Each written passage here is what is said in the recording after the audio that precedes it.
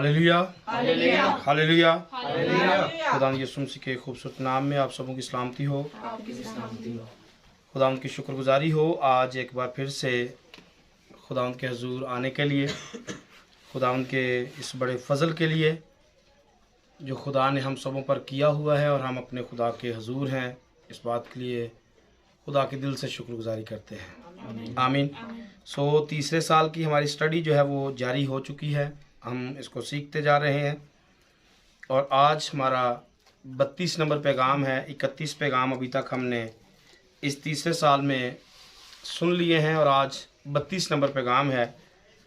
और 32 पैगामों में जो हमारा पॉइंट जो शुरू में स्टार्ट में हमने शेड्यूल शेयर किया था, उसके मुताबिक दूसरा पॉइंट जो है वो आज कवर हो जाएगा, क्योंकि पहला जो पॉइंट था उस पर तकरीबन हमारे 28 के करीब हमारे पैगाम हुए हैं, और फिर जो दूसरा पॉइंट था उसमें टोटल मैंने बताया था कि 4 पैगाम होंगे, तो आज ये चौथा पैगाम है। दूसरा जो पॉइंट था वो था फ़तहमंद मसीही ज़िंदगी। पहला हमारा पॉइंट चला है जो रहनुमा है उनकी बुनियादी तरबियत। तो रहनुमाओं के बारे में जो उनकी बुनियादी तरबियत है, हमने वो यहाँ से डिस्कस किया।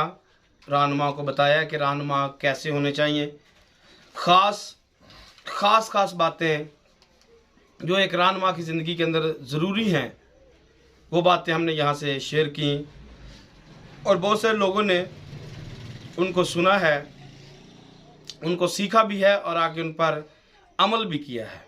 इस बात के लिए खुदा की शुक्रगुजारी करते हैं। बड़ी अच्छी गवाहियाँ पैगामों को सुनकर कायम हुई हैं, लोगों की ज़िंदगी के अंदर, खादमों की ज़िंदगी के अंदर बेदारी आई है। इस बात के लिए खुदा की शुक्रगुजारी करते हैं। और ख़ास ये जो दूसरा पॉइंट हमारा चला है फ़तहमंद मसीही ज़िंदगी, इसके अंदर 4 पॉइंट थे, जिसके अंदर पहला हमारा पॉइंट था इबलीस जो है वो बर्बाद हो चुका है। इबलीस, इस पर हमने डिस्कस किया कि बर्बाद तो हो चुका है, लेकिन इसके बावजूद फिर से ऊपर बैठ जाए, इसके बावजूद इबलीस बर्बाद हो चुका है, इसके बावजूद भी आज पूरी दुनिया हम देख पा रहे कि आज फिर से दुनिया इबलीस ही के कंट्रोल के अंदर है। कहने को इबलीस बर्बाद हो चुका है, लेकिन जिंदगियां आज भी इबलीस के कंट्रोल में, जिस्मों को आज भी इबलीस जो है वो कंट्रोल कर रहा है। जैसे आज के ज़माने में मोबाइल इंसान को कंट्रोल या इंटरनेट कंट्रोल कर चुका है, ठीक इसी तरह इबलीस दोबारा से कौमों को, उम्मतों को, कबीलों को फिर से अपने कंट्रोल में लेकर जा चुका है। यूं आप दूसरे मायनों में यूं समझ सकते हैं कि जो कुर्बानी खुदावंद यीशु मसीह ने दी थी, आज वो जिंदगी में नजर नहीं आ रही है। वो कफारा जो हमारे लिए दिया गया, उसकी वैल्यू आज जिंदगियों में नजर नहीं आ रही है। बिल्कुल एक बेबुनियाद सी जिंदगी है जो हम जी रहे हैं, जिसका कोई भी शायद फायदा नहीं है, क्योंकि ऐसी जिंदगी जिसमें खुदा ही ना हो और खुदा का कलाम ही ना हो, खुदा का रूह ही ना हो, ऐसी जिंदगी का कोई फायदा नहीं है। क्योंकि बाइबल ने लिखा, बाइबल ने बताया कि जिसमें मसीह का रूह नहीं है, वो मसीह का नहीं है। तो अब मसीह का रूह ही नहीं है तो बंदा बेकार है, कचरा है, गंदगी है, गंदगी का एक ढेर है, इसके सिवा कुछ भी नहीं। तो अपनी जिंदगी में, जो हम थोड़े से लोग यहां पे बैठे हुए हैं, अपनी जिंदगी में देख लेते हैं हमारी जिंदगी में कितना खुदा का रूह है। अगर खुदा का रूह ही नहीं है तो जिंदगी फारिग है, बेकार है। और मैंने आपको दुआ के टॉपिक में भी बताया था कि अगर आप खुदा के मुताबिक दुआ करते हैं, खुदा के बताए हुए तरीके के मुताबिक दुआ करेंगे, तो आप वो सोचेंगे जो खुदा सोचता है, आप वो बोलेंगे जो खुदा बोलता है, आप वो चाहेंगे जो खुदा चाहता है। खुदा की मर्जी आपकी मर्जी होगी, और जो खुदा की पसंद है वो आपकी पसंद होगी। आमीन। क्योंकि आपका कनेक्शन अपने खुदा के साथ जुड़ा हुआ है, क्योंकि बातें, गुफ्तगू खुदा के साथ है। और डिमांड हमारी दुनियादारी की है, तो ये दोनों बातें नहीं चल सकती हैं। तो हमने देखा था कि शैतान बर्बाद हो चुका है। फिर दूसरा इसके साथ पॉइंट था, शयातीन बेबस है। शयातीन बेबस है। फिर दोनों को हमने मिलाकर देखा था कि ये दोनों ही बातें झूठी हैं। आज के ज़माने में जो पैगाम सुनाए गए थे, ना शयातीन आज बेबस है, बल्कि आज हम शैतान के आगे बेबस हैं। हम कई दफा घुटने टेक जाते शैतान के आगे। चल ठीक है यार, उनकी करिए, मुंह ते रखना ही है ना, मुंह रखने के लिए घुटने टेक जाते हैं। जैसे कि पिछले दिनों में शादियां गुजरी, शादी में से हम गुजर रहे हैं, अभी भी आगे शादी है। हमारा काम गाने सुनना नहीं है, डीजे सुनना हमारा काम नहीं है, लेकिन लोगों की वजह से, रिश्तों की वजह से हम घुटने टेक जाते हैं, हमें सुनने पड़ते हैं। हालांकि ये लानती काम हमारे जिम्मे में नहीं है, ये लानती लोगों के जिम्मे में है, लेकिन हम उनमें जाकर मजबूर हो जाते हैं वो सुनने के लिए। तो वो तो अगली बात है कि हम उनमें शरीक हों या ना हो, ये अगली बात है, लेकिन हम घुटने टेक जाते हैं। खुदा का कलाम पीछे निकल जाता है और शैतान आगे निकल जाता है। होना तो शैतान को हमारे सामने बेबस चाहिए, लेकिन हम शैतान के आगे बेबस हो जाते हैं। शैतान हमें इस कदर मजबूर कर देता है। और तीसरा हमारा पॉइंट था, फतह को कायम रखना। फतह को कायम रखना। अभी मुझे नहीं पता किस दिन पैगाम होगा या होने वाला है। मैं शेर के मुंह से बचाया गया हूं। शेर के मुंह से ये एक पैगाम मुझे मिला है। मैं शेर के मुंह से बचाया गया। शेर कौन? इबलीस। तो ये शादियां स्टार्ट होने से पहले मैंने ये जुमला यहां से बोला था। आज फिर से वो पैगाम आने वाला है, इसके साथ अटैच होने वाला है, क्योंकि खास पैगाम है आज का। आमीन। मैं मर गया था, या क्या मैं मर गया हूं? तो उसमें मैंने बताया था कि शेर, दानियल को और शेरों को देखा था कि हम भी शेरों के आगे जाने वाले हैं। यानी शेर मतलब इबलीस के लोगों के दरमियान में जाने वाले हैं। तो क्या शेर हमें खा जाएंगे या सही सलामत वापस आ जाएंगे? तो हमने देखा अपनी आंखों से कि कईयों को शेरों ने खा लिया, यानी कि वो इबलीस का रूप धार गए। जैसे इबलीस के फरजंदों ने किया, वैसे ही हमारे यहां की फैमिली वालों ने भी किया। जो शरीर के लोगों ने किया, शरीरों ने किया, वही हमने किया। तो मतलब क्या हुआ कि मैं, पलूस कह सकता है मैं शेर के मुंह से छुड़ाया गया हूं, बचाया गया हूं, लेकिन शायद मैं नहीं कह सकता हूं, आप नहीं कह सकते, क्योंकि हमने वही किया जो इबलीस चाहता था। हमने इबलीस को राजी किया, हमने खुदा को राजी नहीं किया। हम नहीं कह सकते कि मेरा खुदा सच्चा है। हां, दानियल को देखकर कोई कह सकता है कि इसका खुदा सच्चा है। तो ये बातें बा मौका है, बर वक्त है, और ये खुदा की तरफ से है, क्योंकि खुदा हमेशा से शरीरों को पहले से आगाह करता आया है। खुदा अपने लोगों को भी पहले से आगाह करता आया है। आगे कोई माने या ना माने, ये लोगों की मर्जी होती, और लोग ठुकरा देते ये कह करके हमें बस ऐसे फंसाने के लिए कह रहे हैं, हमारे बारे में ये बुरा सोचता है। खुदा के कलाम की तजलील कर दी जाती है, हालांकि खुदा पहले बात कर देता है, पहले पैगाम देता है, क्योंकि बनी इस्राएल के अंदर खुदा बर वक्त नबियों के वसीला से पैगाम देता था, पहले पैगाम देता था, और लोग पैगाम को सुनकर उसे पांव के नीचे रौंद देते थे। आज भी यहां से ऐसा ही चल रहा है। कितने पैगाम यहां से दिए और कितने ने उसको पांव के नीचे रौंद दिया है। तो हम नहीं कह सकते कि इब्लीस बर्बाद है। फिर फाइनल मैंने कहा था कि वो हमने अपनी तरफ से यह साबित करना है कि इब्लीस बर्बाद है। आमीन। हमने अपनी तरफ से साबित करना है कि मेरी जिंदगी में इब्लीस बेबस है, क्योंकि यूहन्ना ने ऐसा दावा किया कि हम जानते कि हम खुदा से हैं और सारी दुनिया शरीर के कब्जा में।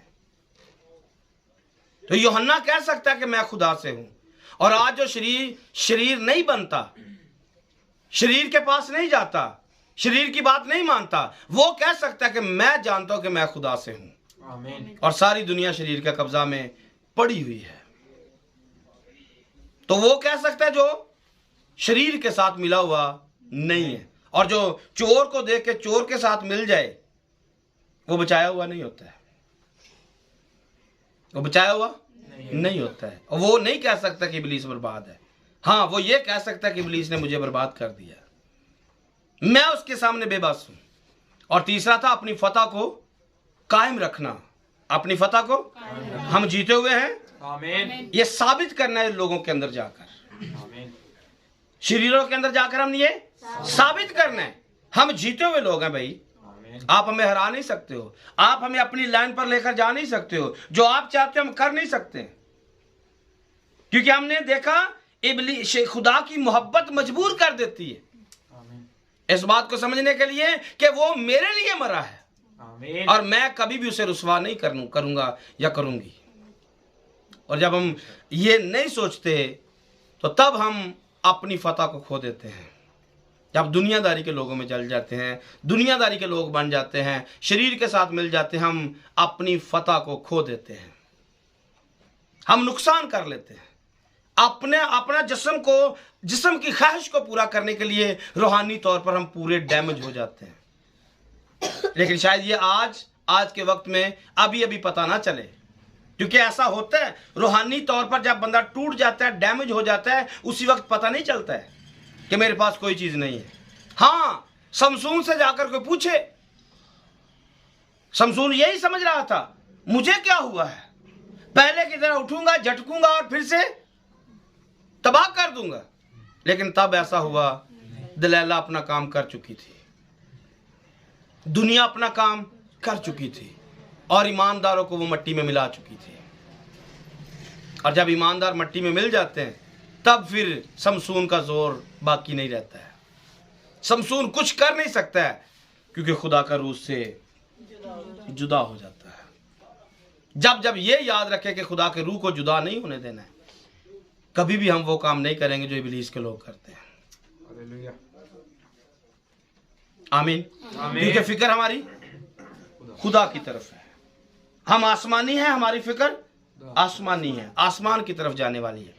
हम आसमानी चीजों की तलाश में हैं। आमीन। लेकिन यहां पर मैंने देखा है, बहुत दुख और अफसोस के साथ है कि यहां आज भी चीजें जिस्मानी तलाश की जा रही है, रूहानी चीज दूर दूर तक नजर नहीं आ रही। कोई कहे हम रोजे रखते हैं, हम नाइट प्रेयर में जाते हैं, हम बाइबल स्टडी ज्यादा करेंगे, हम ये काम करेंगे, वो काम करेंगे, जिसके जरिए से रूहानी लेवल बढ़ सके। कभी बैठकर महफिल की हो, हमें गैर जुबान नहीं मिली है, क्या करना चाहिए? हमें गैर जुबानों का तर्जुमा नहीं मिला, क्या करना चाहिए? हमें कलाम सुनाने की तो चीज मिल गई है, लेकिन गैर जुबानों का तर्जुमा नहीं आता है। हम दुआ नहीं कर पाते, हम बदलुओं से डरते हैं, हमारे पास कोई इख्तियार नहीं है। कभी ये दिल में नहीं आया है, अगर आया भी है तो उस पर कभी डिस्कस नहीं किया गया है, उसके लिए कभी एफर्ट नहीं की गई है। हाँ, दुनियादारी की चीज़ों के लिए एफर्ट करते हैं, दुनिया की चीज़ें हासिल करने के लिए लड़ते भी हैं, एफर्ट भी करते हैं, गुनाह भी कर जाते हैं, लेकिन खुदा को हासिल करने के लिए, उसकी नेमतों को हासिल करने के लिए कुछ भी नहीं है। शायद टेम्परेरी तौर पर हम दुनियादारी की तरह इस इबादत को भी रस्म के तौर पर मनाते हैं, रस्म के तौर पर अदा करते हैं, फटाफट मुक्के तो जान छूटे। लेकिन अगर ऐसा ही है तो आज तक हम जिस्मानी हैं, आज तक हम रूहानी हुए नहीं हैं। तो अगर रूहानी नहीं है तो फिर आसमान की बादशाही में भी कोई हिस्सा, कोई बखरा नहीं है। तो आज का पॉइंट यहां पर है, दूसरी शादी के लिए आज़ादी। दूसरी शादी के लिए आज़ादी।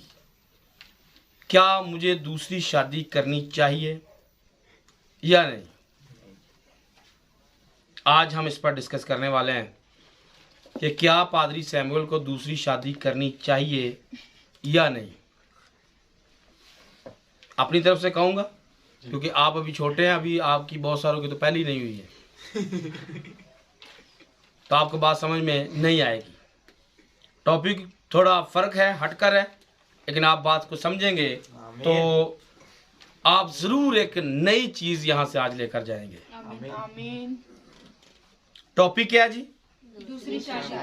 दूसरी शादी के लिए आजादी। देखने सुनने में टॉपिक बहुत अजीबोगरीब है, लेकिन इसको रूहानी जंग के तौर से हम देखने की कोशिश करेंगे। एक तकलीफ दे जंग, एक तकलीफ दे जंग जो हमारे बदन में लड़ी जा रही है। एक तकलीफ दे जंग, आप अपनी तरफ से कहेंगे एक तकलीफ दे जंग जो मेरे बदन में लड़ी जा रही है, और जिसका हर रोज हमें सामना रहता है। किसके साथ ये जंग है? अब आपने ये सवाल करना है कि मेरी जंग जो हर रोज लड़ी जा रही है किसके साथ है? हाँ, इब्लीस के साथ। इब्लीस के साथ, जिस्म के साथ। कोई और बता सकता है? ख्वाहिश, जिस्म। समझदार लोग। एक जंग, तकलीफ दे जंग जो हर रोज हमें हमारे सामने है, हम उस जंग को लड़ रहे हैं। और ये जंग ना तो किसी दुश्मन से है और ना ये किसी कौम, कबीले, उम्मत से है, बल्कि ये जंग हमारी गुनाह भरी फितरत के साथ है। ये हमारी जंग गुनाह भरी, जो हमारी सबसे बड़ी दुश्मन है। हमारी जंग किसके साथ है? गुनाह भरी फितरत के साथ। हमारे अंदर एक गुनाह है, एक बदी है, एक बदकारी है, या दूसरे मायनों में एक ख्वाहिश है जो कि गुनाह की फैक्ट्री है, जहां से गुनाह जन्म लेता है।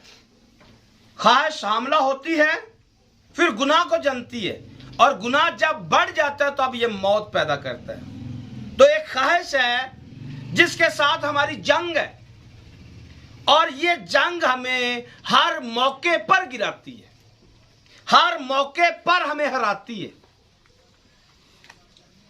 ये जंग में हम हर दफा शिकस्त खाते हैं। ख्वाहिश तो दिल में उठती है। मेरे दिल में, इंसान हूं, मर्द हूं, कितनी ख्वाहिशें मेरे अंदर आ सकती हैं। अच्छे कपड़ों की ख्वाहिश आ सकती है, हाँ आ सकती है। अच्छी जूती की ख्वाहिश आ सकती है, बालों को कलर करने की ख्वाहिश आ सकती है, दाढ़ी को कलर करने की ख्वाहिश आ सकती है, फेशियल करने की ख्वाहिश आ सकती है। क्या मेरे अंदर दिल नहीं है? हाँ, मेरे अंदर दिल नहीं है। मैं मर्द नहीं हूं, मुझे जमाने में नहीं निकलना है। क्या ख्याल है? क्या मेरे पास, मुझे नहीं अच्छा लगता है कि गाड़ी मेरे पास भी होनी चाहिए, मेरी बहुत बड़ी वैल्यू बननी चाहिए। दिल में तसव्वुर और ख्याल आते हैं, लेकिन मैं खुदा के फजल से सबको अपनी जूती की नोक पे रखता हूं। आमीन। इंसान होने की हैसियत से सब कुछ दिल में आता है। मैं यस्सु का खादम हूं, इसलिए ये सब मेरी जूती की नोक पर है। ये दुनिया की खूबसूरती मेरी जूती की नोक पर है। मैं इसे कचरे के सिवा कुछ भी नहीं समझता हूं। और मैं आपको सच बता रहा हूं, मज़बा से वो बता रहा हूं जो मेरे दिल में है, क्योंकि मैं ख्वाहिश को जन्म देने ही नहीं देता। और आपको यही समझाना चाहता हूं, यही बताना चाहता हूं। एक जंग है जिसको हमने लड़ना है, एक जंग को हमने जीतना है। और जब तक इस जंग में हम हारते रहेंगे, ना तो इब्लीस बर्बाद है और ना ही इब्लीस बेबस है, और ना ही आपकी फतह कायम है। आप एक हारे हुए शख्स हैं, आप एक बेबस शख्स हैं, आप एक बर्बाद शुदा शख्स हैं, और इब्लीस ने आपको कर दिया हुआ है। दो तरह के दुश्मन इसको हमने पहले भी डिस्कस किया। एक हमारा दुश्मन अंदरूनी है, एक हमारा दुश्मन बरूनी है। एक बाहर से है, एक अंदर से है। और दूसरे नंबर पर एक ज़ाहरी है जो ऊपर से दिखता है, और एक बातन के अंदर है जो अंदर से खाता है। बाहर वाला आप जो भी करेंगे ये नजर आएगा, अंदर वाला नजर नहीं आएगा। अंदर आप क्या गंद बिठा कर बैठे हुए हैं, अंदर वाली चीजें नजर नहीं आएंगी, क्योंकि अंदर कोई नहीं जानता सिवाय खुदा के। खुदा जानता है हमारे दिल के तसव्वुरात और ख्यालात को।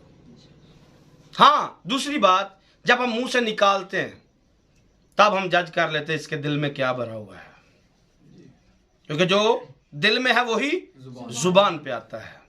लेकिन खुदा जुबान से आने से पहले भी जानता है आमीन। कि दिल में क्या चल रहा है। हाँ, कई दफा खुदा अपने लोगों पर यह जाहिर भी कर देता है, कोई उसे जाने या ना जाने।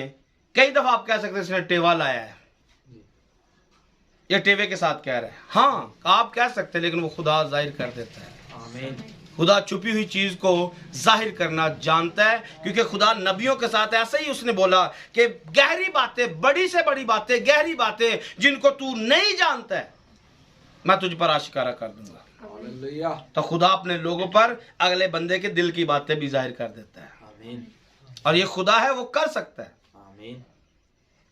तो दो तरह की चीजें, एक जाहिरी चीज, एक बातन की चीज। बातन के अंदर क्या है? बातन का हमारा दुश्मन और जाहिर का हमारा दुश्मन। जाहिर से तो शायद हम बच जाएं, लेकिन बातन से कैसे बचेंगे? बाहर आप घूम रहे हैं, बाहर घूमते घूमते आपके पास कितनी चीजें आपके सामने आएंगी, आप उनको रद्द कर देंगे। नहीं नहीं, ऐसा नहीं करना है, ऐसा नहीं करना है, ये नहीं करना है, वो नहीं करना है। कोई देख लेगा, कोई ऐसा कर देगा, लेकिन जो अंदर के अंदर है उसको कौन जानता है? उसके अंदर दाऊद ने कहा, खुदा मुझे पोशीदा ऐबों से पाक कर। आमीन। क्योंकि पोशीदा ऐब भी पाए जाते हैं, पोशीदा गंदगी भी है। एक तो गुनाह जाहिरी तौर पर कर दिया है, लेकिन एक गुनाह छुपा हुआ है। किसी मर्द से छुप के कर लिया, किसी औरत से छुप के कर लिया।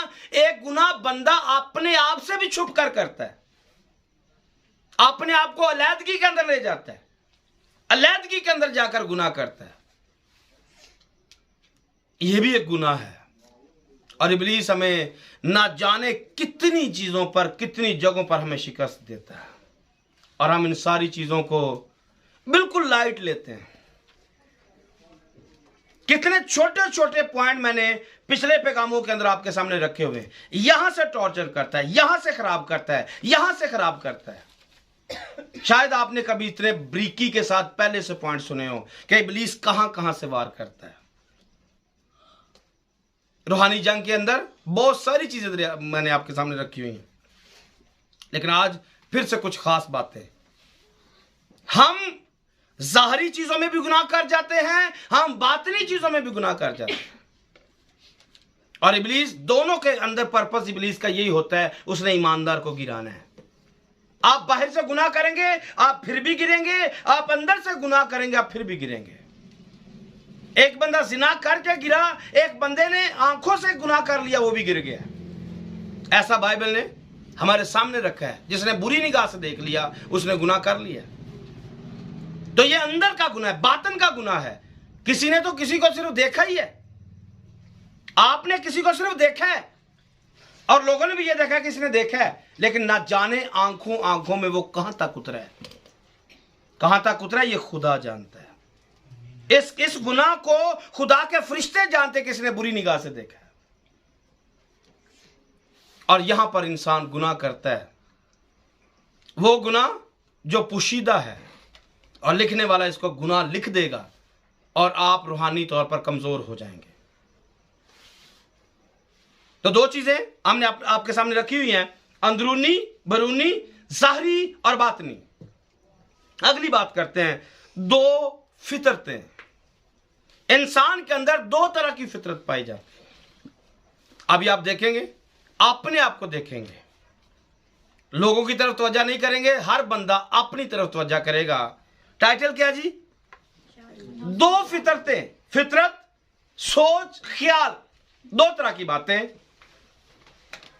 यानी कि एक जहनी खलल है, या दूसरा इसका मतलब हो सकता है कि फिक्र और अमल में तजाद। फिक्र करना और अमल करना, फिक्र अमल में तजाद। फिक्र आप कुछ कर रहे हैं, अमल आप कुछ कर रहे हैं। सोचते आप कुछ हैं, अमल आप कुछ करते हैं। फिक्र में और अमल में तजाद।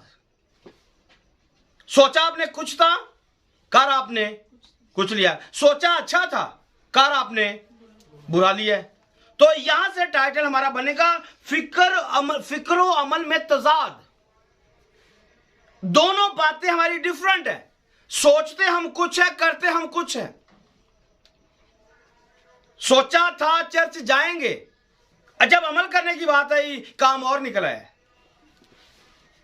तो फिक्र कुछ और था, कर कुछ और लिया है। तो फिक्र और अमल में तजाद, इसको दूसरे मायनों में कहा जाता है दोहरा जहन।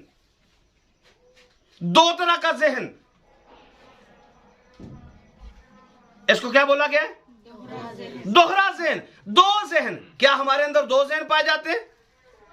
हाँ जी हां, हमारे अंदर दो तरह का जहन पाया जाता है, कर ले या ना कर ले। करना यह है, कर वो लेते हैं। और यहां पर फिक्रो अमल में तजाद है, या दूसरा इसका मतलब मैंने आपके सामने रखा है दोहरा जहन। और याद रखिए ये एक जहनी बीमारी है। अगर आपके साथ ये चल रहा है तो हम जहनी तौर पर बीमार हैं। हमें बहुत बुरी बीमारी लगी हुई है। हमारा जहन दुरुस्त काम नहीं कर रहा। हमने ये समझा शायद ये शैतान का मसला है। हमने जो भी किया शैतान पे डाल दिया, जो भी किया शैतान पे डाल दिया। लेकिन अपनी बीमारी को, अपनी प्रॉब्लम को समझा ही नहीं कि मैं प्रॉब्लम के अंदर हूं, मैं गुनाह के अंदर हूं, या फिर मैं जहनी तौर पर बीमार हूं। मुझे इसके लिए डॉक्टर से मिलना है या मुझे इसके लिए खुदा से मिलना है। कि मेरा जहनी प्रॉब्लम चल रहा है कि मैं सोचता कुछ हूं और करता मैं कुछ हूं। सोचता कुछ हूं और करता, ये हमारा जहनी मसला है, जहनी प्रॉब्लम है। और इसको हम दूसरे मायनों में दोहरी शख्सियत का इजहार कह सकते हैं कि हम दो किस्म के आदमी बन जाते हैं। एक तरह से मतलब हम सही चल रहे हैं और दूसरी तरह से हम गलत चल रहे हैं। एक ही बंदे के अंदर दो तरह के आदमी, एक औरत के अंदर दो तरह की औरतें हैं। होनी कितने चाहिए? होनी तो एक चाहिए। मैं अकेला मर्द हूं, मुझे एक होना चाहिए। आप दो, आप एक औरत है, आपको एक होना चाहिए। लेकिन हम दो बन जाते हैं। और ये यीशु मसीह ने भी बोला हुआ है, एक चश्मे से दो तरह का पानी नहीं निकल सकता है। या आप तो कड़वा निकालेंगे या आप, तो हम दोहरी शख्सियत रखते हैं। कभी हम कड़वा निकालते, कभी हम मीठा निकालते हैं। हमारे अंदर दोनों बातें पाई जाती हैं। हम कभी गालियां निकालते हैं, कभी दुआ करते हैं, कभी गाने गाते हैं, कभी गीत गाते हैं। उसी मुंह से बुराई, उसी मुंह से अच्छाई। तो समझ लीजिए हम एक नहीं है, हम दो हैं। जबकि हमें दो होना नहीं चाहिए था, हमें एक होना चाहिए था। जो कह दे उस पर अटल कायम होना चाहिए था। अगर सच है तो सच है, अगर झूठ है तो झूठ है। तो भाई झूठ है, इसमें क्या प्रॉब्लम है? आगे कौन सा रिश्ता है? आपको डांग मार देने लगा है? क्या करने लगे आपके साथ? जो आपके मुंह से निकले आपने उस पर कायम रहना है बस। अगर नहीं कायम रहते, बंदे का मुंह देख के बात चेंज कर लेते हैं। समझे, हमारे अंदर एक दूसरा आदमी रहता है जिसको हम एक्टिव कर लेते हैं। पहले आदमी को हमने सच बोला था, पहले आदमी ने, लेकिन दरमियान में कोई आया, उसको देख के हमने दूसरा आदमी एक्टिव कर लिया। फिर झूठ, चापलूसी, बुरी बातें, जो मुंह में आया, जिस तरह का वो बंदा उसके साथ हम वैसा बन जाते हैं। तो ये दोहरी शख्सियत। और कभी कभी हम मसीह में आकर बहुत खुश, मसीह में आकर बहुत ज्यादा खुशियां, और कभी फिर से झुलझुलाने वाले, कहर में आ जाने वाले, गुस्से में आ जाने वाले, प्रॉब्लम के अंदर आ जाने वाले। तो एक तरह से हम मसीह में बहुत अच्छे थे और दूसरी तरफ हम शैतान में बहुत अच्छे बन गए। तो ये मसला हमारे साथ है, ये प्रॉब्लम हमारी है कि हम एक बदन के अंदर दोहरी शख्सियत रखते हैं या दोहरा ज़हन रखते हैं, जबकि हमें एक होना चाहिए, लेकिन हम एक हो पाते हम बनना अच्छा चाहते हैं या बेहतर बनकर किसी को दिखाना चाहते हैं, लेकिन हम अच्छे बन नहीं पाते। एक तरह से हम अच्छा बनने की कोशिश कर रहे थे, लेकिन दूसरी तरफ कोई चीज है जो हमें तंग कर रही, तकलीफ दे रही है, और वो हमारी दूसरी शख्सियत है, वो दोहरी शख्सियत है जो हमें तकलीफ दे रही है, तंग कर रही है। और इस पॉइंट पर आकर आप सोच सकते हैं कि एक जिस्म के अंदर, एक बदन के अंदर आप दो तरह के हैं। एक बदन के अंदर आप दो तरह के हैं, और ये वो जंग है जो तकलीफ दे जंग है। यहां से हमारा पॉइंट है कि एक तकलीफ दे जंग है जिसकी हालत जो हमारे बदनों में लड़ी जा रही है। कभी हम बहुत अच्छा बनकर दिखाने की कोशिश कर रहे हैं। पास्टर साहब बहुत अच्छे हैं, पास्टर साहब गीत गाते हैं, तबला बजाते हैं, कलाम सुनाते हैं, पादरी साहब ये भी करते हैं, बच्चों से प्यार करते हैं, लेकिन दूसरी तरफ पादरी साहब लड़ाई करते हैं, गुस्सा करते हैं, पादरी साहब प्रॉब्लम के अंदर रहते हैं, परेशान रहते हैं। तो ये दो तरह की, एक ही बंदे के अंदर दो तरह की बातें चल रही हैं, और यहां से पादरी साहब अच्छा बनने की कोशिश कर रहे हैं, लेकिन दूसरी तरफ कोई चीज है जो डिस्टर्ब हो रही है या परेशान करती है, और इस जंग में हम सब के सब फंसे हुए हैं। इस पॉइंट को समझिए, इस जंग में हम सब के सब, देखने में हम एक हैं, देखने में हम एक हैं, लेकिन हकीकत में हम दो हैं। हमारी दोहरी शरीयत है या दोहरी शख्सियत है, दोहरा ज़हन है, हम दो तरह की शख्सियत के मालिक हैं। और यही वो जंग है, यही वो फाइट है जो हमारे बदन के अंदर वाले इंसान के साथ लगी रहती है। एक तरफ जाना चाहता है और दूसरा दूसरी तरफ जाना चाहता है। मैंने आपके सामने थोड़ी देर पहले रखा था कि आज का पैगाम खास होने जा रहा है। हम क्यों गुनाह में गिर जाते हैं, क्यों हम अपने दिल की ख्वाहिशों को पूरा करते हैं? क्योंकि हमने अभी तक उस फितरत को जो गुनाह से भरी हुई है उसको खत्म ही नहीं किया है। जब ख्वाहिश अंदर आएगी तो ये वो शख्स है जो हमारा पहला इंसान है, जिसमें हम पहले फंसे हुए थे, जिसमें हम जिंदगी बसर कर रहे थे, और ऊपर से हमने तौबा कर ली, ऊपर से हमने तौबा कर ली, और तौबा करने के बाद हमने बपतिस्मा भी ले लिया और रूह कुदस भी पा लिया। हाँ, तौबा कर ली, बपतिस्मा ले लिया, रूह कुदस मिल गया, अब हम एक नया इंसान हैं, अब हम एक नया मखलूक हैं। यहां से समझ लें, एक तरफ तो हमारी पुरानी इंसानियत है, अभी तक वो मरी नहीं है, क्योंकि जब आप पुरानी बदन की ख्वाहिश को पूरा कर रहे हैं तो समझ लीजिए कि आज तक आप मरे ही नहीं है। अगर आपके बाल सफेद है, काले करने को दिल करता है, समझ लीजिए अभी तक आप पुराने ही हैं, नए बने ही नहीं है। आपका मेकअप करने को दिल कर रहा है, समझिए अभी तक आप मरे ही नहीं है।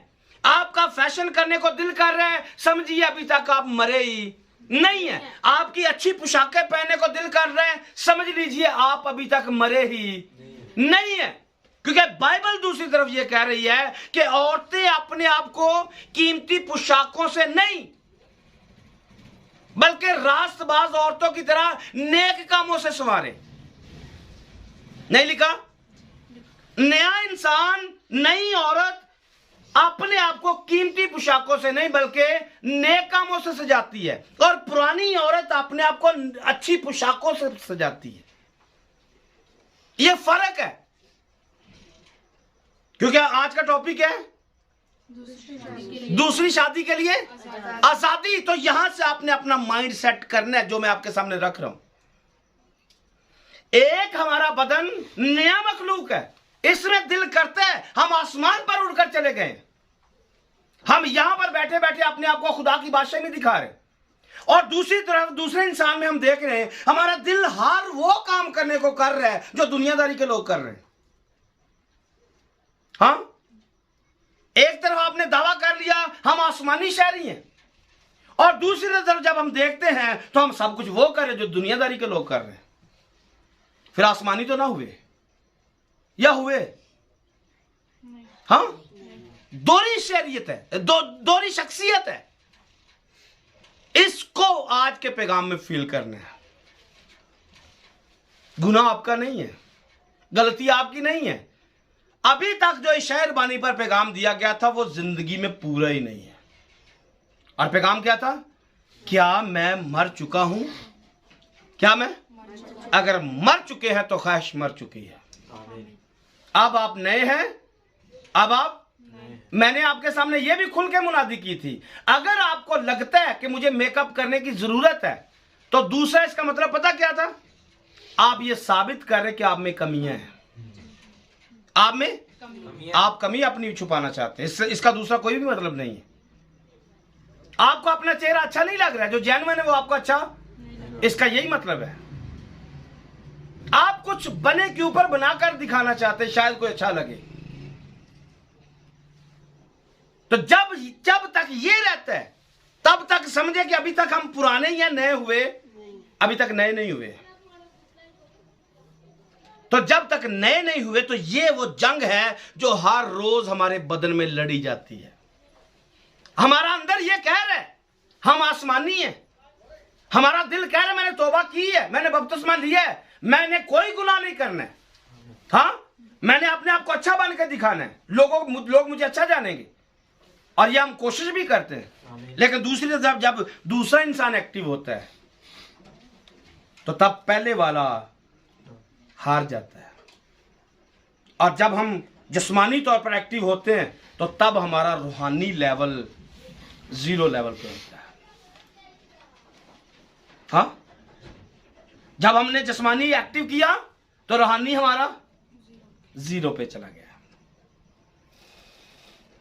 आपको साफ सुथरी बात आपके सामने रखी है, क्योंकि साफ सुथरी मुझे मिली है, मैंने साफ सुथरी आपके सामने रखी, और बड़ी सफाई के साथ, आसानी के साथ रखी है कि एक हमारा जिस्म, एक हमारी नई इंसानियत, नया मखलूक, ये कब हुआ? जब तौबा की, बपतिस्मा लिया और खुदा का रूह हमारी जिंदगी में आया, तब हमने फैसला कर लिया आज के बाद हमने गुनाह नहीं करना है। आमीन। कोई बदी नहीं करेंगे, आज के बाद सिर्फ खुदा को खुश करेंगे। आमीन। और जब आपने ये किया तब आप एक नए मखलूक थे, क्योंकि पुराना मखलूक ऐसी बातें कर नहीं सकता। जब हम ये बातें करते हैं तब हम आसमानी मखलूक हैं, तब हम नई बातें करते हैं, बड़ी बातें करते हैं। लेकिन जब जिस्मानियत में आते हैं फिर हमारा ऊपर वाला वो लेवल नीचे आ जाता है। तो यहां से हम इस बात को समझेंगे कि यीशु के आने से पहले वाली जिंदगी हमारा पुराना इंसान है, यीशु के आने से पहले वाली जिंदगी हमारा पुराना इंसान है, और यीशु में आने के बाद वाली जिंदगी हमारा नया इंसान है। और रोमियो का जो खत है इसके 5 से 8वें बाब तक, इसके अंदर नया इंसान, पुराना इंसान दोनों की डिटेल के साथ बातें की गई हैं। और दूसरे लफ्जों में यह समझेंगे कि एक पुराना आदम है, पिछला आदम है, एक अगला आदम है। एक पिछला आदम, एक अगला आदम। तो दोनों आदम हमारे साथ अभी हम देखने वाले हैं। लेकिन इससे पहले कुछ बातें और कर लेते हैं। 2 पॉइंट आपने लिखने हैं। हमारी जो आदम की पुरानी खसलत है, पहले इंसान की जो खसलत है, पुरानी आदम की खसलत, और थोड़ा स्पेस देके नई यीशु की खसलत।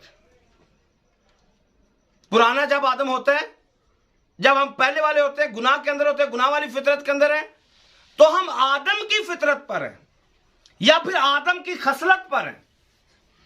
जैसे आदम गुनाह के अंदर गिर गया, वो गुनाह में पड़ा हुआ है, तो तब हम पुराना आदम है। लेकिन जब नए हुए, नया मखलूक हुए, तब हम नई यीशु की खसलत है। तो यहां से हमारी जिंदगी बनती है, दो तरह की हमें समझ में आती है। और इसके साथ आप नीचे लिखेंगे पुरानी आदम की खसलत को, इसके नीचे आपने लिखना है पुराना आदमी। पुरानी आदम की खसलत के नीचे लिखना है पुराना आदमी, और नई यीशु की खसलत के नीचे लिखना है नया आदमी। और दूसरा, पुरानी जाती जिंदगी, पुरानी जाती जिंदगी, और नए में लिखना है नई मसीही जिंदगी। जब तक पुराने थे तब तक हमारी वो जाती जिंदगी थी, पर जब नए हुए हैं तो नए होने के बाद वो जिंदगी हमारी मसीह की जिंदगी है। और इसके साथ आगे लिखेंगे जो पुराना है वो सिर्फ एक इंसान है और वो एक गोश्त है। जो पुराना है वो एक इंसान है और वो एक गोश्त है। पर जब नए की बात करेंगे तो नया रूह है और वो रूहानी है। नया क्या है जी? नया रूह है और वो रूहानी है। और फिर लिखेंगे दुनियावी इंसान। आदम पुराने वाला ये दुनियावी इंसान है, और जो दूसरे वाला यीशु के अंदर है वो रूहानी इंसान है। और इसके बाद एक आदम वाला पुराना ये दुनियावी अकल रखता है, और यीशु वाला रूहानी अकल रखता है। और पुराने वाला पाक रूह के बगैर है, नए वाला रूहुल कुदस की हदायत के अंदर है। अब यहां से आपने देखना है और मुआजना करना है अपनी अपनी जिंदगियों का। आप एक पुराने आदमी हैं, आपके अंदर दुनियावी अकल है, आप एक इंसान रूह के बगैर हैं, आप सिर्फ एक इंसान और गोश्त हैं, या फिर दूसरी तरफ आप रूह से भरे हुए हैं, आसमानी है, रूहानी अकल है, मसीह की अकल है, रूह की हदायत से चलते हैं। तो दोनों बातें आपकी आप बिल्कुल साफ सुथरी खुल के सामने आ गई हैं कि जब आप रूह की हदायत से चलते हैं आप कभी भी जिस्मानी काम नहीं करेंगे। जब आप रूह की हदायत से चल रहे हैं तब आप कोई जिस्मानी काम नहीं करेंगे। और जब आप इंसानी अकल से चल रहे हैं आप हर तरह का निकम्मा काम खुशी के साथ करेंगे। जिस दुनियावी अकल से हर निकम्मा काम खुशी के साथ करेंगे, लेकिन जब खुदा में होते हैं तब हम कोई निकम्मी बात मुंह से निकालते नहीं। निकम्मा काम करना तो दूर की बात है, हम निकम्मा सोचते भी नहीं है, हम निकम्मा बोलते भी नहीं, हम निकम्मा कोई काम करते भी नहीं है। तो यहां से आपने देखा कि एक जमीनी है एक आसमानी है, और ये दोनों ही हमारे अंदर हैं, दोनों ही हमारे अंदर है। और जब तक ये अंदर रहते हैं हम गुनाह करते रहते हैं, क्योंकि जब तक हम जमीनी हैं कभी हम रूहानी बन गए, कभी हम आसमानी बन गए, कभी दुनियावी कभी रूहानी। तो जब तक ये सिलसिला चलता रहता है, ऐसे ऐसे के बारे में लिखा है ना तू सर्द है ना तू, ये दोहरी कंडीशन है, दोहरा म्यार है। कभी हम बहुत गर्म हो जाते हैं, कभी हम बहुत ठंडे हो जाते हैं, कभी हम सिरे से ही रूहानी हो जाते हैं और कभी सिरे से जिस्मानी हो जाते हैं। तो ये यहां से एक जंग है जो हम लड़ रहे हैं, एक बदन की और एक रूह की जंग है जो हमारी लड़ी जा रही है। तो याद रखिए ईमानदारों की जो हैसियत है, ईमानदारों की जो हैसियत है हमारे अंदर पुराना आदमी, पुरानी जिस्मानी ख्वाहिशात, और नया आदमी यस्सु की ख्वाहिशात के, यस्सु की खूबियों के साथ रहते हैं। पुराना आदमी जिस्मानी ख्वाहिशात के साथ और नया आदमी यस्सु की खूबियों के साथ हमारे अंदर रहते हैं। समझा आपने? पुराना आदमी जिस्मानी ख्वाहिशों के साथ और नया आदमी मसीह की खूबियों के साथ हमारे अंदर रहते हैं। तो यहां से एक जंग है जो हम जीत रहे हैं। और अगली बात कि जो हमारी फतह है, जो हमारी कैसे मिल सकती है, अब यहां से हम इस बात को समझेंगे, रूमियों के खात्मे आएंगे और आज का हमारा जो टॉपिक है उसके तल्लक से चंद बातें पढ़ेंगे। रूमियों 7वां बाब है और उसकी पहली आयत से। भाइयों, ए भाइयों, क्या तुम नहीं जानते, क्या तुम नहीं जानते, मैं उनसे कहता हूँ मैं उनसे कहता हूँ, जो शरीयत से वाकिफ मैं उनसे कहता हूँ जो शरीयत से, वाकिफ और जो शरीयत से वाकिफ नहीं है उनको इन बातों की समझ आने वाली भी नहीं है। मैं उनसे कहता हूँ जो शरीयत से वाकिफ है, कि जब तक आदमी जीता है जब तक आदमी जीता है, उसी वक्त तक शरीयत उस पर इख्तियार रखती जब तक आदमी जीता है तब तक शरीयत उस पर इख्तियार रखती है। नाचा जिस औरत का शोहर मौजूद जिस औरत का शोहर मौजूद है वो शरीयत के मुआफिक अपने शोहर की वो शरीयत के मुताबिक अपने शोहर की जिंदगी तक उसके बंद में है। लेकिन अगर शोहर मर गया अगर शोहर मर गया तो वो शोहर की शरीयत से छूट वो शोहर की शरीयत से छूट गई। बस अगर शोहर के जीते जी दूसरे मर्द की हो जाए तो जानिया कहलाएगी। लेकिन अगर शोहर मर गया तो वो शरीयत से आजाद है। यहाँ तक कि अगर दूसरे मर्द की हो भी जाए जानिया न ठहरेगी। बस मेरे भाइयों, तुम भी मसीह के बदन के वसीला सुनिएगा, मेरे भाइयों, तुम भी मसीह के बदन के वसीला से शरीयत के एतबार से इसलिए मुर्दा बन गए कि उस दूसरे के हो जाओ जो मुर्दों में से जिलाया गया, ताकि हम सब खुदा के लिए फल पैदा करें। क्योंकि जब हम जिस्मानी थे तो गुनाह की रगबतें जो शरीयत के बाद पैदा होती थी, मौत का फल पैदा करने के लिए हमारे अज़ा में तासीर करती थी। शरीयत से मुराद क्या कि शरीयत की जब भी बात की गई, शरीयत ने हमें वाकिफ करवाया कि ये गलत है और ये सही है। शरीयत की जब भी बात की गई उसने हमें बताया कि गलत क्या है और सही क्या है। और अगली बात यह है कि शरीयत ने सिर्फ बताया, उसने छुड़ाया नहीं है।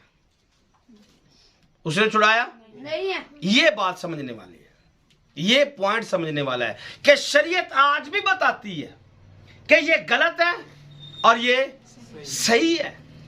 और जब शरीयत ने बता दिया कि सही क्या है और गलत क्या है, तो शरीयत ने ही इंसान को गुनाह की तरफ फंसाया है।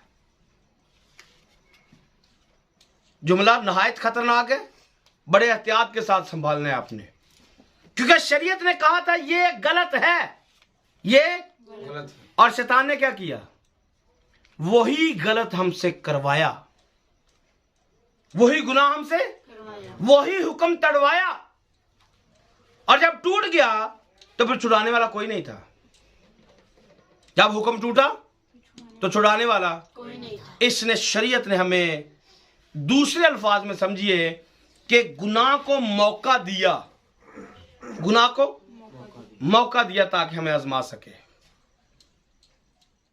शरीयत ने क्या किया है? गुनाह को, क्योंकि पिछले पैगामों में बता चुका हूं कि शैतान इसी हुक्म को लेता है और इस हुक्म के इंसान को खिलाफ चलाता है। खुदा ने हुक्म दिया हुआ है ये करना है और ये करना नहीं है, और जब नहीं वाला हम कर लेते हैं तो हमने गुनाह कर लिया। इससे छुड़ाने के लिए हमें दूसरे की जरूरत है। इससे छुड़ाने के लिए हमें दूसरे की कौन छुड़ा सकता है? इन हुक्मों से हमें कौन छुड़ा सकता है? वो हुक्म जो हमें गुनाह के अंदर लेकर जाते हैं।